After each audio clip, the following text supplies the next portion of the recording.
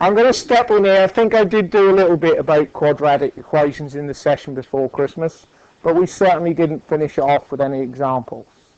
So quadratic equations are an example of a polynomial equation, one where there's powers of the independent variable. In this case, the normal independent variable we talk about as x, but sometimes that's t or theta for an angle or some other symbol. Okay? Go in the form of y is equal to ax squared plus bx plus c. So if you've got a squared term in there, it's a quadratic. If you had a cubic term in there, it'd be a cubic equation, and so on. So typical example, y is equal to x squared minus 2x plus 4, and that graph on that page is an example of that particular function. So the shape of that graph we get from a quadratic is called a parabola. It's a parabolic shape. Okay, so it's got either a maximum or a minimum, and then like a U shape. It can be up the other way as well, depending on the terms. And you can use that graphing software we looked at last time to type in an equation like this, and then have slider values to actually see what the effect of changing the constants a, b, and c are. I mean, pretty much should all know what c is. It's where the value of y when x is 0. So we got 4 on the end there. So that's wrong, isn't it? It's minus 4.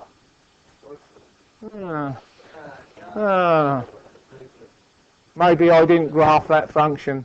Anyway, that's what it is. That's always what that constant is on the end there. It's going to be the value when x is 0. Okay? So, the other thing about quadratics is, when we talk about solving quadratics, what we mean is finding the roots. The roots are the values of x when y is equal to 0. Yeah? So that's what if we say solve a quadratic equation, that's what we mean, find the roots. And a quadratic can have either 2 real roots, like this one here. There's one there and one there. It can have 1 real root. That's where the parabola sits on the x-axis, either opening upwards, or it could sit on the x-axis opening downwards. It opens downwards when the squared term is negative.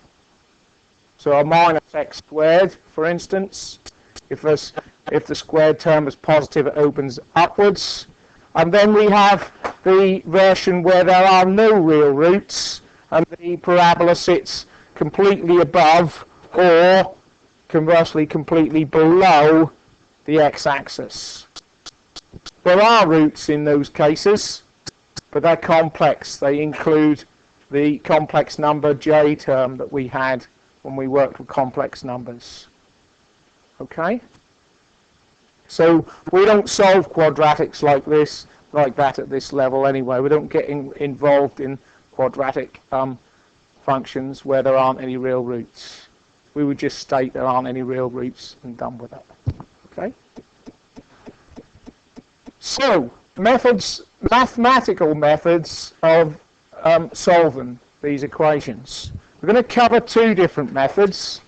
The first one is solving by factorization. Okay? So, what I'd like you to do first, just a couple of minutes, multiply out the brackets shown there. So we've got 2x plus 1 in brackets, we've got x minus 3 in brackets. Multiply out those brackets and simplify. So those two, that one, sorry, that and that bottom one, and indeed the middle one that's not simplified, they're all equal to each other. So that's a quadratic too, it's just written in a different form. Yeah? That's the standard form. That's the same quadratic in another form. Okay, so if we can go from this one to that one by multiplying out the brackets, we can go the other way. The process of going from 2x squared minus 5x minus 3 to that is called factorization. Yep. So if we're given a function like that, we could go through the process of factorizing it to end up with a bracketed term. And then that becomes reasonably easy to solve and find the roots. Okay? However, sometimes factorization is too difficult. You either can't factorize it, or it's too difficult, and then we would use the formula method, which we're going to look at in a little while. Okay? So, if we've got, so we'll have a look at an example, right? 2x squared minus 5x minus 3, so the same example from the previous page, factorizes to 2x plus 1 in brackets times x minus 3 in brackets, and we say that's equal to 0, so we write it in that form and we equate to 0. If the product of two factors, two equations, two expressions there, this one and this one, is one expression, 2x plus 1. The other expression is x minus 3. The word product means two things multiplied together. If the product of two factors is going to equal to 0, the only way that can happen is if one of them is equal to 0.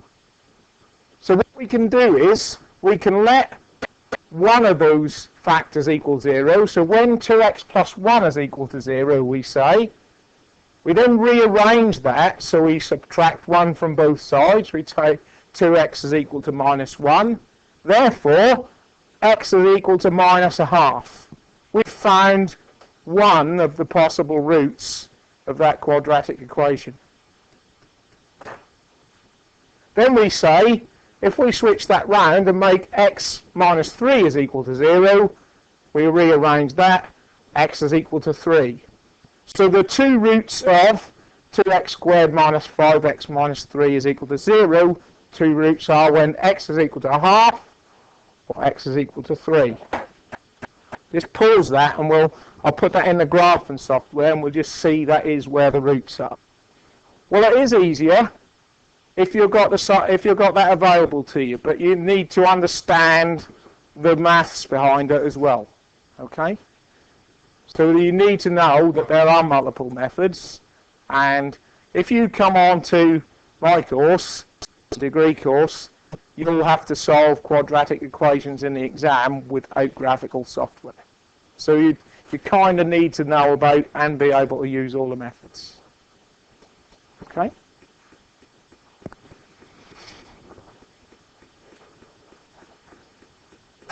So, if we're going to be able to use that factorizing method, then we need to be able to factorize a particular quadratic equation.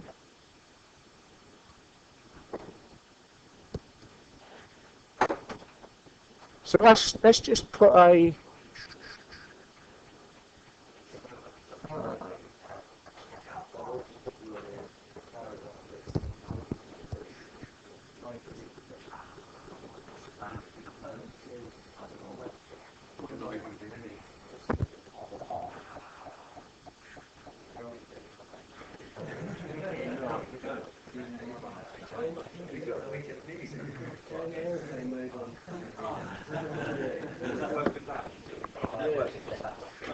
right, guys, how do we go about factorizing that equation?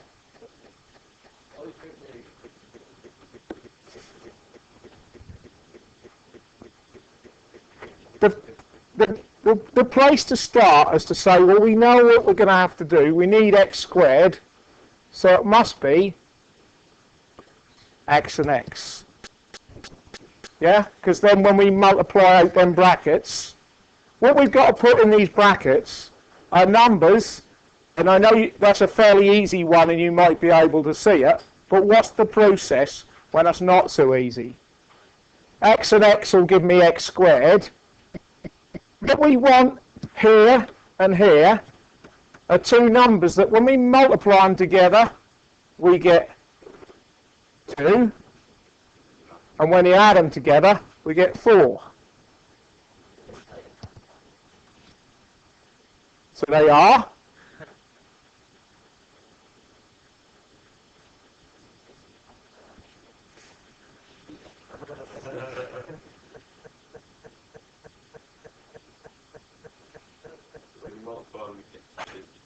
multiply them together to get 2.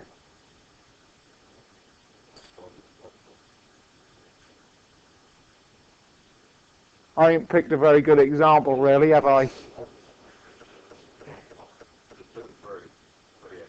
Yeah, if that's, change that to 3. I'm going to cheat. Your options are multiply them together to get plus 2. What you must remember though, and what I tend to do, is write the possible options in a list down here. You can have 1, plus 1 and plus 2, but don't forget you can have minus 1 and minus 2 and still end up with plus 2. Yeah? These two add together to make 3. What do those two add together to make? Minus 3. Yeah, so you have to consider the negative options. Alright? If this constant on the end here is negative, these two numbers must be one positive and one negative, so that when you multiply them together you end up with a negative result. You know that. Okay? So, all we need to do is put a plus 1 and a plus 2 in there, and we got our factorized example. Yeah? When we say x plus 1 is equal to 0, therefore x is equal to minus 1, that's one of the roots. When x plus 2 is equal to 0, x is equal to minus 2. So the two roots of that equation are minus 1 and minus 2.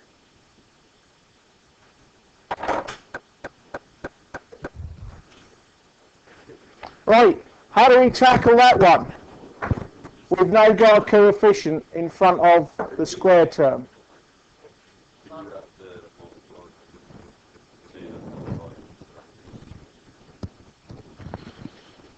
Do you have to what?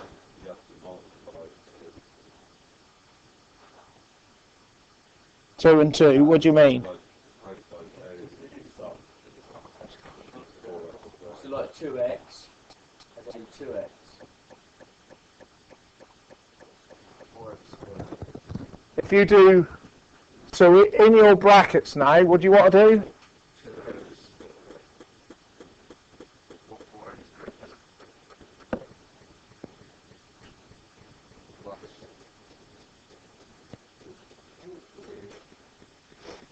So if you multiply those together, yeah, you get 4x squared.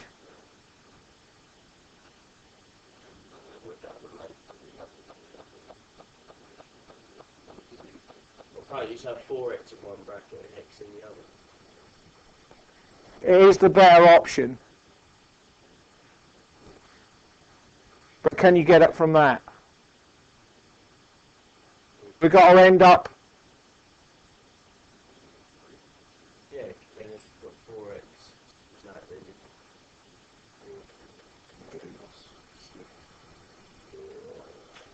We want two numbers here and here that when we multiply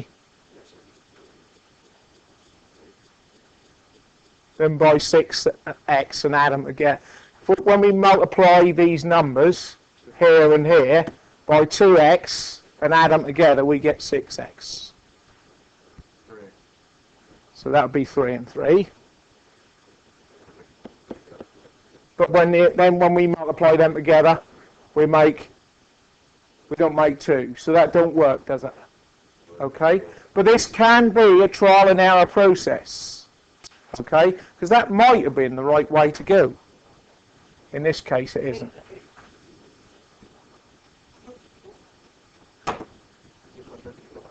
The other option, what someone said, is 4x and x.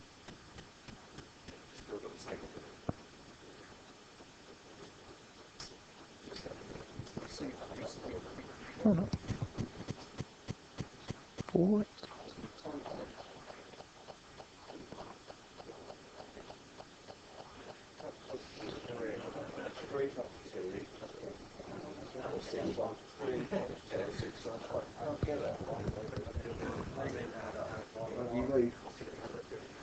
Remember, when you multiply out, guys, the number you put here is not being multiplied by x now, it's being multiplied by 4x. Yeah? But what you put in here is being multiplied by x. So how can we get 6 out of 4 and 1? If we multiply, what you've got to look at is, if I multiply that by any more than 1 here, I'm going to end up with more than 6 x's. I know I need either 2 negative terms. Why would you go 1.5?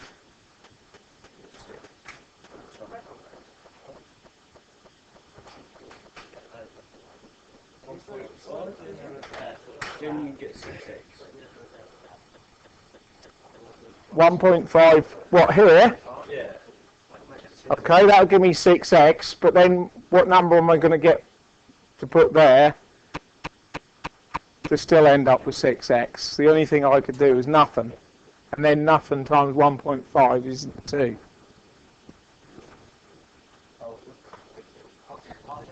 So that's no good. George?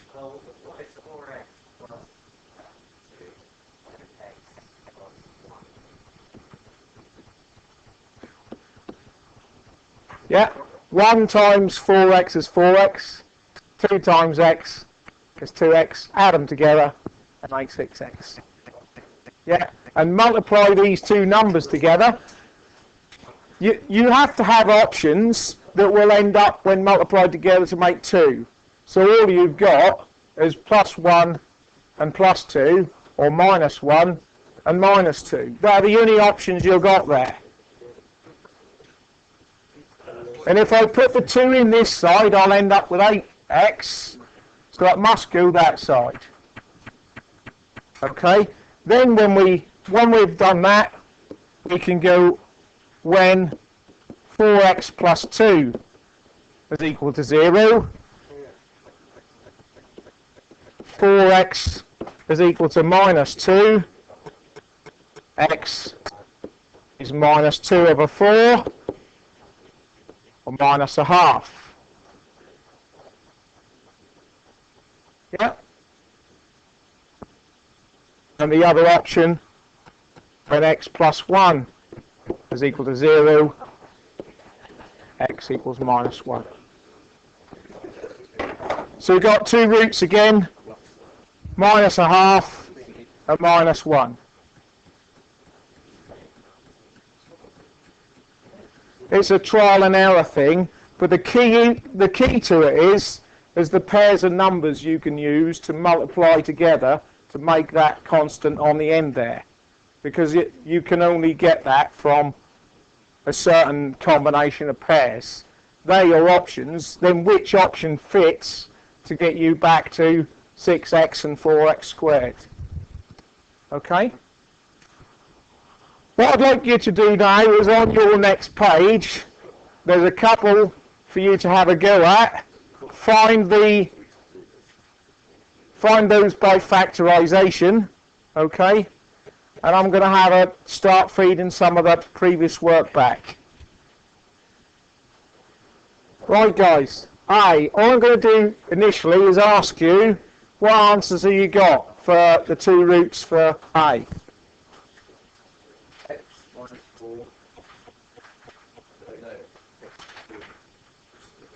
I just want to know what your answers are. Okay. 2 minus 4. Oh, yeah, 2 2 minus 4. and minus 4. Anyone else get any different to 2 and minus 4 for those two roots? You've done that via factorization, yeah?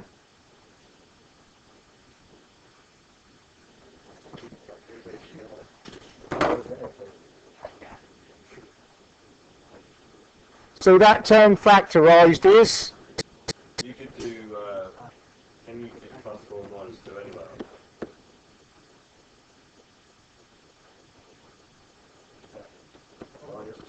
Oh yeah, And that's the factorization you should have used.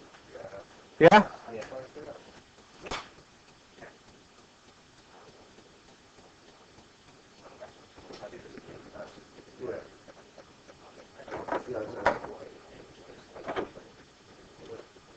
Right. What are your answers for B? 1/3 and minus 4. No. Not 1/3. Minus 1/3.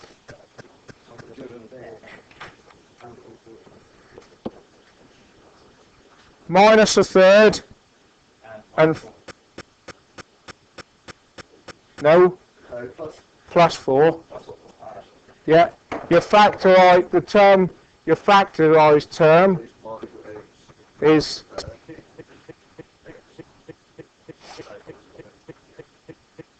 3x plus 1 and x minus 4.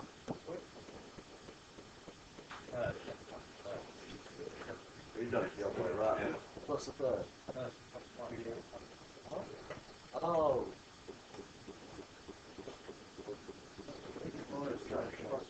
You right? You agree? We do it the other way.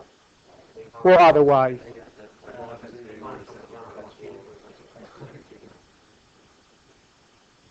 What other way? The original function was 3x squared minus 11x minus 4.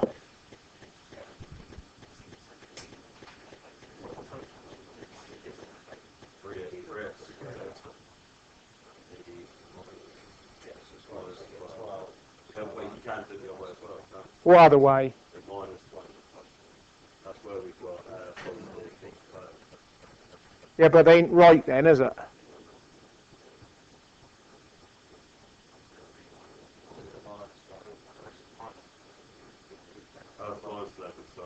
Yeah, because that would then be minus 1 times minus 11.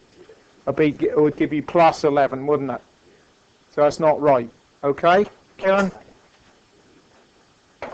Alright, so there's your answers. Most people got them right, I think, using factorization. So, I heard some talk up the back about the formula. Solving a quadratic equation using the formula method.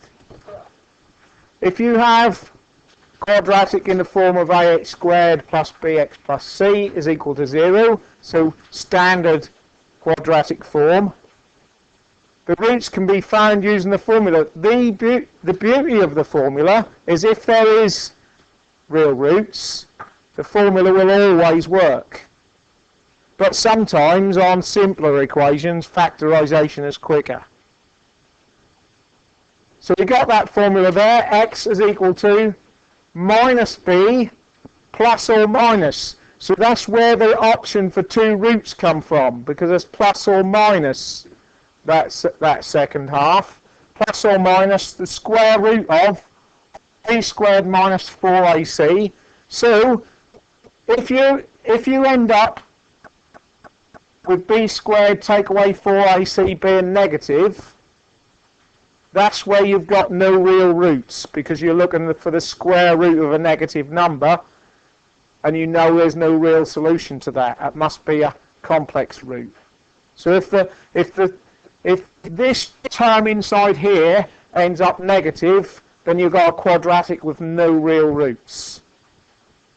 Okay?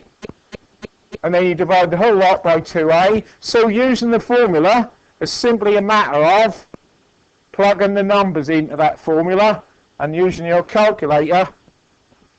And it's worthwhile calculating this bit inside the root term into a single number and then doing the two versions of 5 plus root 49 and 5 minus root 49 over 4 to find the two answers. Yep, so it's well worthwhile just breaking that down until you get to that kind of stage there, and then doing the calculation twice in your calculator. Alright? And if you've done that equation, 2x minus 5x minus 3 is equal to 0 using factorization, and that concurs with those results, 3 and minus a half. Okay? So, on the next page, there's a couple there for you to have a go at. They are the two that you've just done via factorization. So do it by that. Just and think about which one would be the easiest, because they weren't particularly difficult to factorize. Okay, but if these coefficients were 3.642 and 17.9, you'd hardly want to factorize them, would you? Okay, and if you tried to do it by a graphical method, you might not be able to pinpoint the exact answer, whereas this formula will give you the exact answer. So have a go at them, and there's some more for you to have a go at. Practice. Okay, next time we'll be looking a bit more formally at solving these equations, simultaneous equations, via graphical methods. Okay.